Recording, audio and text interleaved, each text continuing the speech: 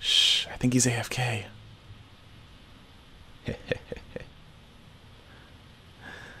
Oh, Nice. well, my diamond's gone. All Hey, right. Welcome back, Sethling here, and today I've got Sarge with me. This is one of the new Mojang developers. Hello, Sarge. hi Seth, and hi Uh, viewers. Sarge is responsible for a lot of the features in this video that make pickpocketing possible. So, obviously, from the title of the video, you can tell I've put together a little concept for pickpocketing. Sarge is going to demonstrate and pickpocket me back. He got the diamonds back. The idea is actually really simple. All you have to do is get really close to someone. It doesn't have to be in front of them or behind them or anything. But if you get really close to someone and just look straight down, and when you do, you'll start pickpocketing them. So I think this is a really great way to implement the idea for pickpocketing, because it's sort of like if you're just walking by them on the street, you can try and, just like glance down as you're walking by. I failed a couple times, but it will work eventually. Come on. Yeah, well, pickpocketing isn't a Oh, foolproof thing. Anyway, I stole one of his diamonds. Um, so it's something you can do as you're walking by someone, but they might notice you if you're not sneaky enough. If somebody's AFK, you can just come up to them and steal all their diamonds. If you notice somebody's just looking at something else, you might be able to come up behind them and just, without them noticing you there, steal their stuff. So I think it behaves a lot like real pickpocketing does. Obviously, it's a little different, but anyway, yeah. So Sarge implemented a lot of the features that make this work. Let me give you an overview of what's going on. We've got a little comparator clock here, and this is blinking on every 2 redstone ticks, which is 4 game ticks, if you know what that means. What this does is it activates this command block that fills all of these, basically this area, with redstone blocks. So it's going to activate these 3 command blocks and this command block down here. Now, this command block down here fills the area back in with stone. So this forms a little bit of a clock.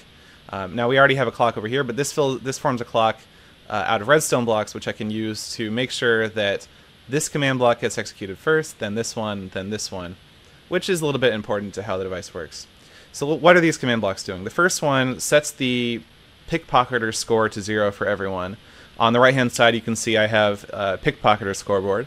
This second command block here sets a random player's pickpocketer score to 1.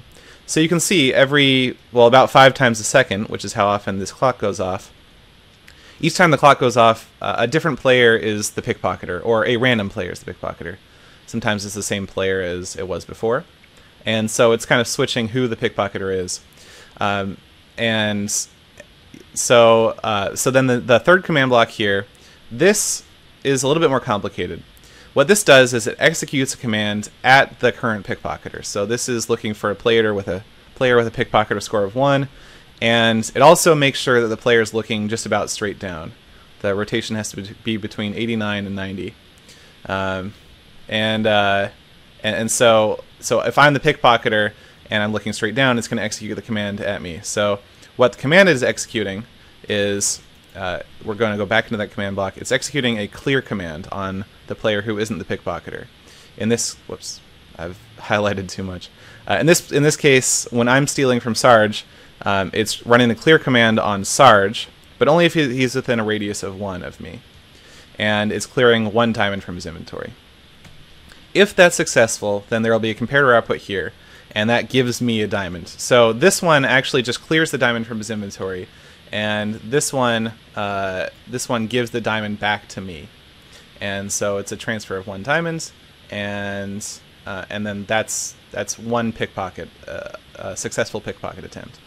This final command block here also gets triggered by the comparator, and it basically clones these command blocks into place here. These command blocks are identical to the ones that are here, but basically what that means is when this command goes off and this comparator turns on, we need some way to turn the comparator off and reset this command block. And so cloning this stuff over here into this place basically just resets the comparator so that the next clock cycle will check again if we're able to clear a diamond, and if so, then we'll be able to do the same thing all over again. And so some quirks of the way this works are that the more players you have on the server, the less chance you have of being a pickpocketer in any given clock cycle. So it's a little bit harder to pickpocket if there's more people on. My diamonds! No, mine. But I guess they were yours originally, weren't they? But yeah, Yes. so that's, I don't know, maybe that's realistic that more people are on, the more cautious you are. But you could always modify the system so it worked with more people if you wanted. Yeah, so Sarge, big thanks. Thank you very much for implementing a couple of features that were crucial to this. Obviously, the execute command, very useful for detecting nearby players to the pickpocketer, and then also the rotation of the player is crucial to being able to activate it only when the pickpocketer is looking straight down. And then also the comparator output from an execute command was something in the something new in the 14W8A snapshot. So Sarge, I want to give you a big thanks. Yeah, it was really fun to work on this stuff. And Yeah. if anybody else has suggestions, Minecraft suggestions on Reddit, for example, is a good place to put them. Okay, so you're looking actually- at Minecraft suggestions on Reddit. That's good to know. We look there a lot to see what kind of ideas people have about different features. Cool. And sometimes we have time to do this. Yeah. Well, it's really good stuff.